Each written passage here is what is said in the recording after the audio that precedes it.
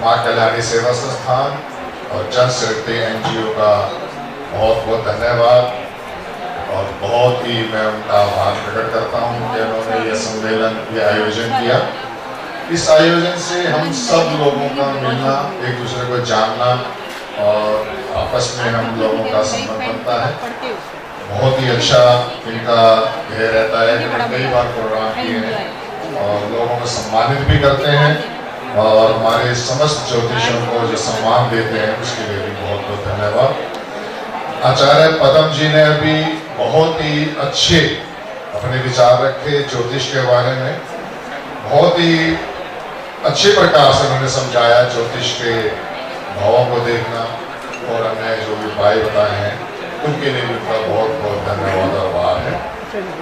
आचार्य जी ने जो हमें अभी कई चीजें हमें बताई हैं, ये हमने भी अनुभव किया है कई चीजों में। सबसे बड़ा तो मुझे बताया कि शनि और शुक्र की दशा में, ये तो हमने कई बार अनुभव किया है कि ये बिल्कुल सच है कि शनि और शुक्र की शनि की दशा में कभी भी शुभ नहीं होता। और जैसे उन्होंने बताया कि ज्योतिष बनने के लिए गुरु बुध तो है ही है, लेकिन शनि का भी होना या शनि की दृष्टि होना या शनि की दशा का होना यह बहुत ही आवश्यक है। ये मेरे साथ भी हुआ। ज्योतिष विद्या की शुरुआत ही शनि की महादशा में ही हुई। पूरा कारोबार शनि की महादशा में खत्म हो गया। सबसे पहले तो कारोबार खत्म हुआ, यानी कि मेरे पास मेरा बहुत बड़ा कारोबार था स्वर्ण चांदी चांदी का। शनि की दशा शुरू होने से पहले, शनि दशा शुरू होते ही पूरा का पूरा कारोबार खत्म हो गया और शनि की दशा ने ही मुझे ज्योतिष विद्या का ज्ञान दिया। शनि की दशा में मैं आध्यात्मिक मार्ग में आया। शनि की दशा में साधना शुरू करी। साधना तो बचपन से करते थे और मेरा पूरा परिवार है, समाज है, मैं इस चीज में आया हूं। शनि की दृष्टि लगन पर पड़ती है। शनि ने ही मुझे ज्ञान की ओर अवृत किया। शनि ने मुझे साधना दिखाई।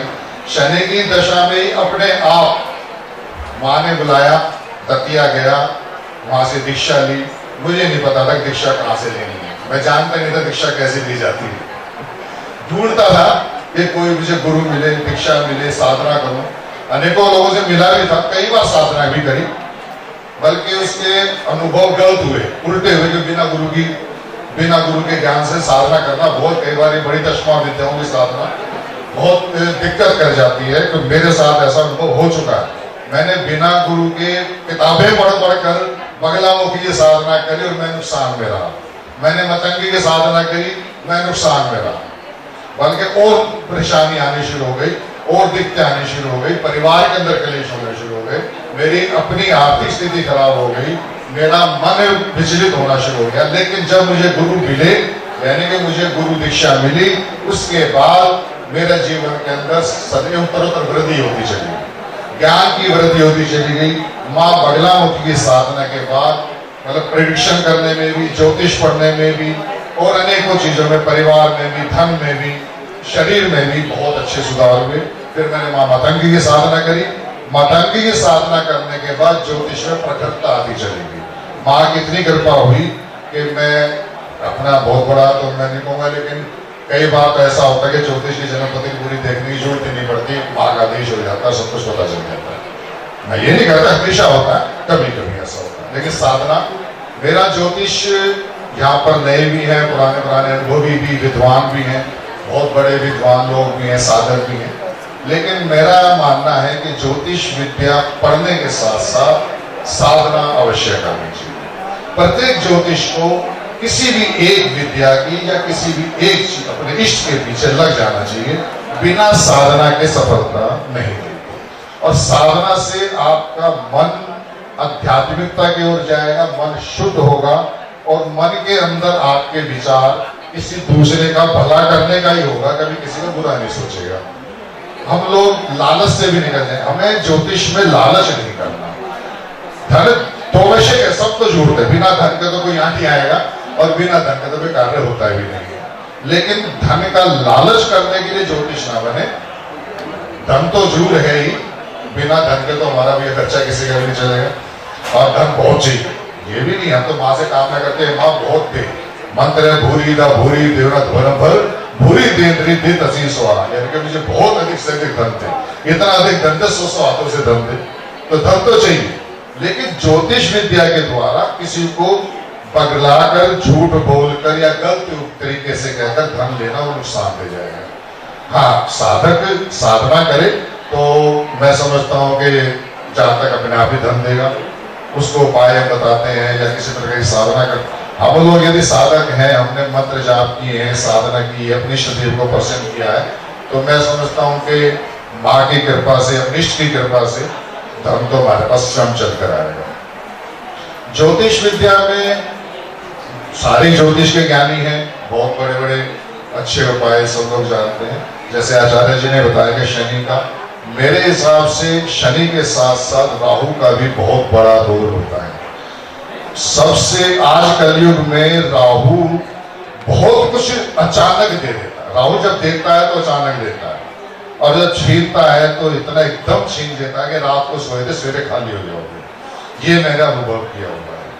राहु अच्छे घर में यानी कि त्रिकोण भाव में राजयोग बना देता है। राहु यदि शुभ ग्रह के साथ बैठा हुआ है तो शुभ ग्रह की भी शुभता खत्म कर देगा। यानी कि अच्छे से अच्छा ग्रह, गुरु कितना ही उच्च का हो जाए, राहु साथ में बैठ गया, राहु के ने उस गुरु के भी योग को खत्म कर देगा। गुरु चंडाल योग तो बन ही जाता है, लेकिन राहु की वजह से वो गुरु के प्रभाव खत्म हो जाएंगे। तो सबसे पहले तो मैं राहु को, मैं जब सब देखता हूँ कुंडली में, शनि और राहु का सबसे पहले देखता हूँ। राहु यदि शुभ जगह पर है तो बहुत अच्छे फल देता है। पंचम नवम में लगन में तो राहु बुद्धि भ्रष्ट भी करता है, लेकिन उसको देखना पड़ेगा नक्षत्र भी कौन सा है। पंचम नवम में भी बहुत अच्छे फल देता है। और यदि राहु ने शुभ फल दिए अपनी दशा अंतरदशा में, तो आदमी को नीचे से ऊपर तक बहुत जल्दी ले जाएगा, लेकिन गिराएगा भी इतनी जल्दी से। इसलिए राहु को बहुत अच्छे ढंग से जाप या मंत्र जाप या उपाय करने चाहिए। और अनेकों उपाय जो है, मैं तो समझता हूँ कि व्यक्ति को, देखिए हम रत्न पहना देते हैं, अशुभ ग्रह का रत्न पहन लिया तो सबसे एकदम अशुभता ले आएगा। तो रत्न तो बहुत सोच समझ के बनाने चाहिए, क्योंकि रत्न शुभ को बढ़ाएगा। तो रत्न हो या उस रंग हो या उसके संबंध धातु हो, उसके संबंध ग्रह से संबंधित रंग हो, वो हम पहनते हैं, इस्तेमाल करते हैं, तो उस ग्रह की ऊर्जा को, उस ग्रह के तत्व को, उस ग्रह की शुभता को बढ़ाएगा। लेकिन यदि हमने अशुभ ग्रह का गलती से भी रत्न पहन लिया तो उसकी अशुभता को बढ़ा देगा। अनेकों लोग दशा अंतरदशा देख कर ही ग्रह रत्न पहना देते हैं, कभी भी नहीं पहनाना चाहिए। लगन पंचम नवों का ही रत्न पहनते हैं, और वो शुभ है तो पहनते हैं, इसके अलावा रत्न नहीं पहनना चाहिए। नीच ग्रह का रत्न भी नहीं पहनना चाहिए, यदि अशुभ है तो बिल्कुल नहीं पहनना चाहिए। हाँ, उस ग्रह के मंत्र जाप जरूर बताएं। मंत्र हमारे ज्योतिष में 5 प्रकार के उपाय बताए। मंत्र, रतन, औषधि, दान और स्नान, यानी औषधि स्नान। ये पांचों उपायों से हम सारे काम हो जाते हैं। लेकिन सबसे ज्यादा शुभ जो है मेरे लिए, तो जो मैंने समझ पे आया है कि जो मंत्र जाप, मंत्र का उपाय और दान का उपाय। दान उपाय से बहुत जल्दी ग्रह की शांति होती है, मंत्र जाप से बहुत जल्दी ग्रह की शांति होती है। तो मैं ज्यादा आता तो मैं इस बारे में ज्यादा नहीं बात करूंगा, क्योंकि सारे बड़े बड़े विद्वान ज्योतिष महानुभाव हैं, उन सबको मेरा यही है कि भी हम लोग आपस में मिलकर एक दूसरे के साथ संबंध बनाकर अच्छे प्रकार से आगे चलें, और ज्योतिष विद्या को हम बढ़ावा दें। इसको हम लोगों के दिमाग से निकाल दें कि ये ठग हैं या ये लोग बेईमानी करते हैं, हम लोगों को बेवकूफ बनाते हैं, पैसे ले लेते हैं। हम लोगों का विचार होना चाहिए नहीं, हमें इस ज्योतिष विद्या को इतनी श्रेष्ठ ले जाएं कि लोग कहें कि हाँ, ये विद्या वैज्ञानिक है। इसके विद्या के द्वारा हम अनेकों प्रकार से लोगों का कल्याण करते हैं। हम लोगों को सबसे ज्यादा तो है कि हम उपाय बताकर लोगों की समस्याओं का निवारण तो करेंगे, साथ साथ अपने धर्म की ओर साथ लेकर चलें। हमारा हिंदू धर्म आगे बढ़े, हम एक दूसरे को अच्छे उपाय बताएं, बच्चों को घरों में संस्कार देना शुरू कर देंगे। हम अपने जातक को सबसे पहले ये बताएं कि भाई आप लोग घर में पूजा पाठ, ध्यान, घर को एक मंदिर के समान समझकर चलें। बच्चों को गायत्री मंत्र का जाप जरूर सिखाएं। मैं तो जब भी आते हैं सबसे पहले साधना भी करवाता हूं, पहले गायत्री मंत्र का अंदर कहा ही गया है कि हे परमपिता परमात्मा, मुझे सत्य मार्ग की ओर ले चल, मुझे ज्ञान की वृद्धि कर। बिना ज्ञान के कुछ नहीं प्राप्त हो सकता। सबसे पहले ज्ञान होगा तभी हम कुछ कार्य कर सके। ज्ञान के द्वारा हम शुभ कर्म करें, धन प्राप्त करेंगे, तभी हमारा हम धर्म, अर्थ, काम और मोक्ष की ओर बढ़ सकेंगे। धर्मार्थ काम मोक्ष, यानी कि धर्म के द्वारा शुभ कर्म करते हुए अर्थ को प्राप्त करें। अर्थ पहले कहा गया, अर्थ तो बहुत जरूरी है। धर्म के द्वारा काम करके अर्थ को प्राप्त करके काम का अर्थ ये नहीं है कि खाली सिर्फ काम को वासना में लें। काम हमारा वैवाहिक जीवन के अंदर बहुत जरूरी है। संतान उत्पत्ति करने के लिए काम की बहुत आवश्यकता है। इन तीनों के बिना मोक्ष की ओर नहीं बढ़ सकते। इसलिए मोक्ष का साधन तो हम ज्योतिषी बताएंगे, धर्म अर्थ काम मोक्ष। हम लोगों का बस यही है कि हमारा विचार यही होना चाहिए कि अपने जो भी हमारे यजमान आए, जातक आए, उनके परिवार की शुभता हो, उनके परिवार के अंदर ज्ञान की वृद्धि हो, वे धर्म की ओर चलें, सत्संग की ओर चलें और हमारा धर्म, हमारा हिंदू धर्म एकजुट हो। हम जो भी आए उनको उपाय इस प्रकार से बताएं ताकि वे अपने संतान को भी साथ लेकर शुभ कर्मों की ओर बढ़ते चलें। हमारा यही ध्येय होना चाहिए। इसी के साथ में आप सबको बार बार नमस्कार करता हूँ। यहाँ पर आए हुए समस्त विद्वान जनों का मैं स्वागत अभिनंदन करता हूँ। ओम जय माई। आचार्य आणि परम ज्योतिषाचार्य बगलामुखी पीठ दत्या से लिखित सागर।